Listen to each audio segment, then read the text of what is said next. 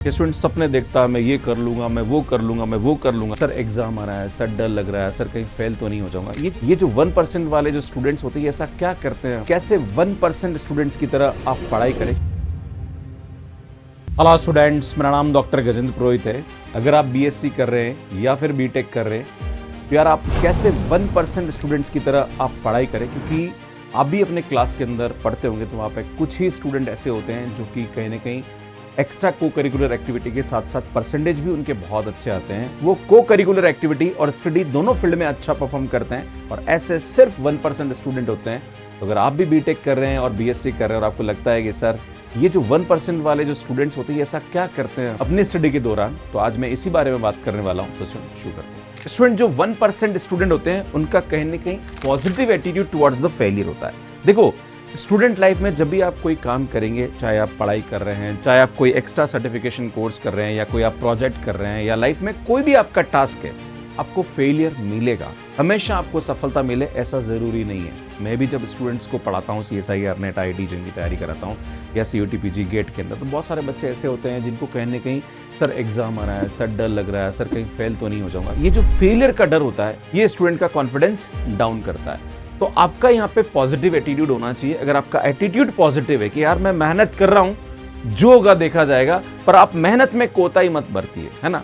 ऐसा भी होता है कि स्टूडेंट सपने देखता है, मैं ये कर लूंगा, मैं वो कर लूंगा, मैं वो कर लूंगा, पर यार वो मेहनत नहीं करता है। तो यार ये यहाँ पे पॉजिटिव एटीट्यूड नहीं है। भाई हाँ, सपने देख रहे हो पर उसके लिए आप मेहनत नहीं कर रहे हो। भैया आप मेहनत करते हुए अगर आप अच्छा सोचते हो तो वो पॉजिटिव एटीट्यूड कहलाता है। आपने जो मेहनत करी है और उसी के बारे में आप सोच रहे हो कि हाँ यार मैं मेहनत कर रहा हूं और मुझे ये रिजल्ट्स मिल सकते हैं। अगर आपको कहीं फेलियर भी मिलता है तो आपको उससे सीखने की जरूरत है। आप हमेशा फेलियर को लेकर रोते रहोगे तो यार आप लाइफ में अच्छा कुछ हासिल नहीं कर सकते। तो आपका हमेशा यहाँ पे पॉजिटिव एटीट्यूड होना चाहिए। सेकंड यहाँ पे बहुत इंपॉर्टेंट है, आपके पॉजिटिव एफर्ट्स होने चाहिए। अगर आप कोई भी काम कर रहे हो, चाहे पढ़ाई कर रहे हो, चाहे कोई एक्टिविटी में पार्टिसिपेट कर रहे हो, तो आपका जो एफर्ट्स है वो पॉजिटिव होने चाहिए। आप डेडिकेटेड होने चाहिए और कंसिस्टेंट होने चाहिए। देखो होता क्या है, नॉर्मली कॉलेज के बच्चों में देखा जाता है एग्जाम से पहले पढ़ते हैं। अभी दिसंबर चल रहा है, हमारे यूट्यूब पे भर भर के व्यूज आ रहे हैं क्योंकि अभी एग्जाम है तो बच्चा उस टाइम पे देखता है, बाकी साल भर नहीं देखता है। जब एग्जाम आता है तब उसको पढ़ाई याद आती है। तो आप क्या करते हो कि जो भी काम आपको करना है, जैसे आपको लगता है कि इंटरव्यू है तो उससे पहले आप 10 दिन पहले प्रिपेयर करना शुरू करते हैं। आपका एग्जाम है तो उससे 2 दिन पहले आप प्रिपेयर करना स्टार्ट करते हैं, विच इज नॉट राइट। भैया आप बीटेक कर रहे हैं तो आप ढंग से करिए उसको। चाहे आप बीएससी कर रहे हैं तो आपको ढंग से करना पड़ेगा। क्लियर है? तो जो भी आप यहाँ पे पढ़ाई कर रहे हैं तो उसके लिए कंसिस्टेंसी, या जो भी एक्टिविटी लाइफ में, मैं ये नहीं कह रहा हूं कि सिर्फ पढ़ाई से रिलेटेड, जो भी एक्टिविटी जो आपके जीवन में सार्थक परिवर्तन लेके आती है वो एक्टिविटी को आपको कंसिस्टेंसी के साथ फॉलो करना चाहिए, राइट। और डेडिकेशन बहुत जरूरी है ना। डेडिकेशन स्टूडेंट में बहुत कम नजर आता है ना। सिर्फ खाली क्या होता है कि हम एग्जाम टाइम पे पढ़ लिए, या जब इंटरव्यू हुआ तब हम प्रिपेयर कर लिए, या जब प्रैक्टिकल एग्जाम हो रहा है तब सीरियसली प्रैक्टिकल कर लिया, उसके बाद उसको हम देखते ही नहीं है ना। इंजीनियरिंग वाले स्टूडेंट के साथ तो बहुत ज़्यादा होता है कि आप बीटेक कंप्यूटर साइंस कर रहे हैं, आपकी लैब्स के अंदर आप प्रॉपर लैब अटेंड नहीं करते। स्टूडेंट हमेशा कहीं ना कहीं कॉलेज, यूनिवर्सिटी या फैकल्टी को बोलता है यार हमारे टीचर्स अच्छे नहीं, हमारे लैब में ये नहीं है, हमारे वो नहीं। भैया देखो, इनको आप चेंज नहीं कर सकते। हाँ, ये है कि आप अपना एटीट्यूड चेंज कर सकते हैं। आपको सीखना है। अल्टीमेटली 4 साल बाद लोग आपसे पूछेंगे कि भैया 4 साल में आपने क्या सीखा। आप वहाँ पे ये नहीं बोल सकते इंटरव्यू में कि यार मुझे टीचर ने पढ़ाया नहीं, या मेरे लैब में ये फैसिलिटी नहीं थी, या मेरे कॉलेज में ये नहीं था। भैया वो कहीं आपको काम आने वाला नहीं है। भाई ठीक है, ये फैसिलिटीज नहीं थी पर आपने क्या किया, है ना। तो कहीं ना कहीं आपके एफर्ट्स इंपॉर्टेंट है। तो अगर सुविधाएं नहीं है तो सुविधाएं पैदा की जाती है ना। आपको कहीं ना कहीं रिसोर्सेज इतने अवेलेबल है, आजकल ऑनलाइन प्लेटफॉर्म से बहुत सारी फैसिलिटीज अवेलेबल है, तो वहाँ से आप बहुत कुछ सीख सकते हो। आप कहीं और जाके सीख सकते हो, पर कहीं ना कहीं आपको अपनी लड़ाई खुद लड़नी पड़ेगी। आप किसी के सहारे बात नहीं कर सकते, भाई इसकी वजह से मैं ये नहीं कर पाया, है ना। तो ये ध्यान देने की आवश्यकता है। नेक्स्ट है क्वालिटी ओवर क्वांटिटी। हमेशा क्वांटिटी पे फोकस मत करिए, है ना, क्वालिटी पे फोकस करिए। क्लियर है? आप ये चाहें कि मैं ये भी कर लूँ, मैं वो भी कर लूँ, मैं वो भी कर लूँ, मैं वो भी कर लूँ, भैया किसी एक पर्टिकुलर डायरेक्शन में आप आगे बढ़िए, है ना।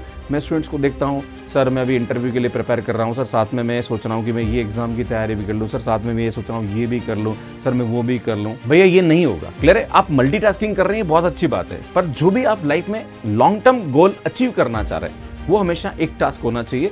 वो ऐसा मल्टीपल टास्क नहीं हो सकते हैं। शॉर्ट टर्म गोल आपके मल्टीपल हो सकता है, पर लॉन्ग टर्म गोल आपका हमेशा एक ही होना चाहिए, जो आप सोच रहे हैं कि आप लाइफ में ये कुछ करना चाह रहे हैं, राइट। और हमेशा आप यहाँ पे क्वालिटी पे फोकस करिए, क्वांटिटी पे फोकस मत करिए। वाली बात है कि अगर खाने की प्लेट के अंदर ज़्यादा खाना हो इससे कोई फर्क नहीं पड़ता है, पर अगर खाना कम भी है और वो क्वालिटी फूड है तो यार आपके सेहत के लिए भी अच्छा रहेगा, राइट।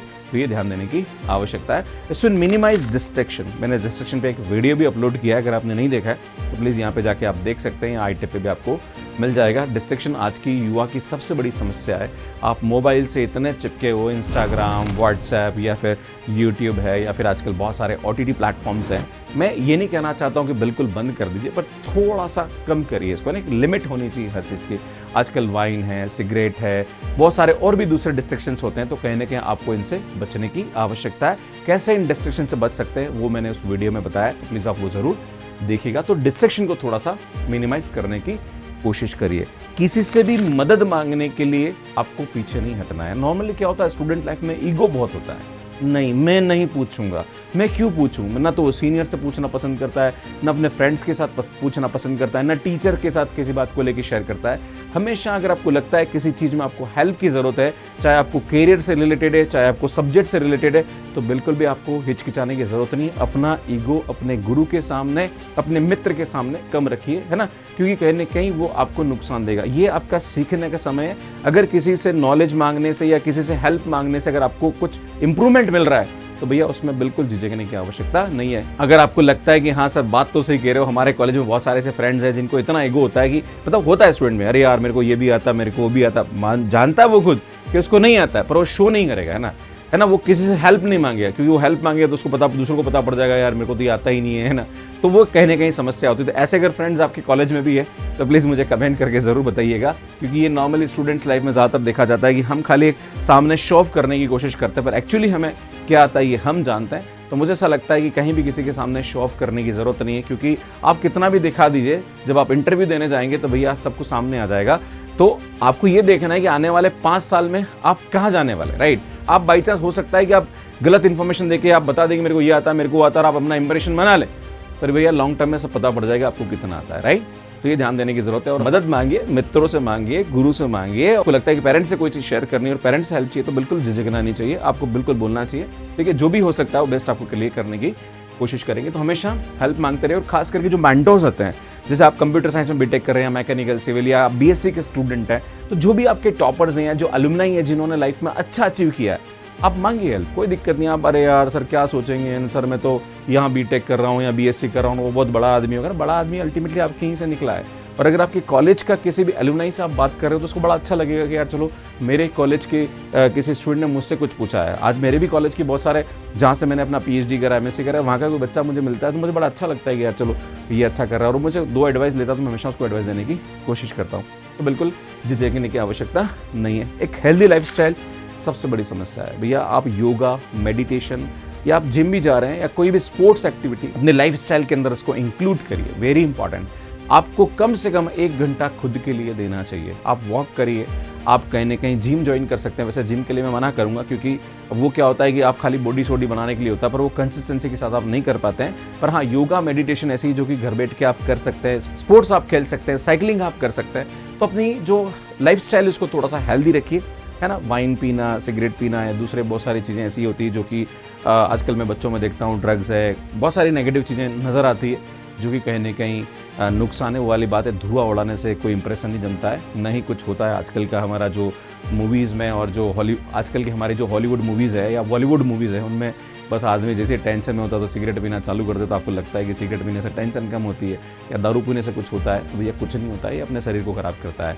अभी आपको समझ में नहीं आएगा, जीवन में जब आप थोड़े बड़े होंगे तब आपको इन सब चीज़ों का इंपॉर्टेंस समझ में आएगा। और एक दिन बताना चाह रहा हूँ, जब आप बड़े होंगे और आपके बच्चे होंगे ना, और आपका बच्चा कभी आपके सामने सिगरेट पिएगा तो आपको पता पड़ेगा कि क्या कर रहा है वो आपके सामने, राइट। जब भी आप सिगरेट पिए, दारू पिए, ऐसा कुछ भी उल्टा सीधा काम करें, अपने माँ बाप को याद रखिए ना कि आप क्या कर रहे हैं, राइट। आप उनके सामने ऐसा कुछ कर सकते हैं क्या? भगवान ने आपको ये जीवन दिया है तो इसका थोड़ा इज्जत करिए और अपने शरीर को खराब मत करिए, है ना। स्टूडेंट लाइफ के अंदर हेल्दी माइंड होने के लिए हेल्दी हैबिट का होना बहुत ज़रूरी है। तो अपनी जो हैबिट है उसको कहीं ना कहीं थोड़ा सा हेल्दी बना के रखिए। खाना पीना थोड़ा अच्छा खाइए ना। होता क्या है कि मॉर्निंग में खाना नहीं खाया, फिर दिन में आप कहीं छोटा मोटा कुछ बर्गर खा लिया, फिर शाम को कुछ और खा लिया, तो आपका जो डाइट है वो भी प्रॉपर होना चाहिए ना। तब वो कहीं ना कहीं थोड़ा सा हेल्दी होना ज़रूरी है, राइट। तो यार ये सब बातें जो मैंने आपको बताने की कोशिश करी है, अगर आपको लगता है कि सर हाँ बात तो सही है, हम भी 1% स्टूडेंट्स में आना चाहते हैं, और भी आपके मन में कोई ऐसा सवाल है जो आप मुझसे पूछना चाहते हैं, तो इस वीडियो के कमेंट बॉक्स में आप मुझसे पूछ सकते हैं। मैं सुनना आप सभी से एक ही चीज़ कहना चाहता हूँ कि जितने भी वीडियोस में हर संडे को अपलोड करता हूँ about the BSc and BTech students, मेरा एक ही है कि जो आने वाली यूथ है और जनरेशन है वो कहीं ना कहीं सही डायरेक्शन में चले और वो जीवन में अपनी सफलता को हासिल करे। यही मेरा उद्देश्य है। तो मैं चाहता हूँ कि इन सब चीज़ों को आप फॉलो करें, सो दैट कि आप अपने माता पिता के सपनों को सच कर पाएं और आप जीवन में कुछ अच्छा हासिल कर पाए, ये मैं कामना करता हूँ। बाकी अगर आप CSIR नेट एडिशन की तैयारी करना चाहते हैं तो हमारी बुक्स मैथ्स केयर ऐप पे अवेलेबल है, इनको आप बाय कर सकते हैं। ये हमारा मैथ्स केयर ऐप है जो कि एंड्रॉइड एंड iOS पे अवेलेबल है, इनको डाउनलोड कर सकते हैं। ये हमारा टेलीग्राम ग्रुप है, इसको ज्वाइन कर लीजिए। यहाँ पे हमारे लेटेस्ट वीडियोस के अपलोड और बहुत सारी चीज़ें हम यहाँ पे शेयर करते रहते हैं, तो आपको वहाँ पे उसकी अपडेट मिलती रहेंगी। इसमें मैथ्स केयर ऐप को कैसे डाउनलोड करना है इसका वीडियो आप यहाँ पे जाके देख सकते हैं। हमारे जो संडे मोटिवेशन की वीडियोस हैं उसकी पूरी सीरीज यहाँ पे अवेलेबल है। इसमें यहाँ पे जाके चैनल को सब्सक्राइब कर सकते हैं और यहाँ पे जाके ऐप को डाउनलोड कर सकते हैं। आप सभी का बहुत बहुत धन्यवाद। Thank you.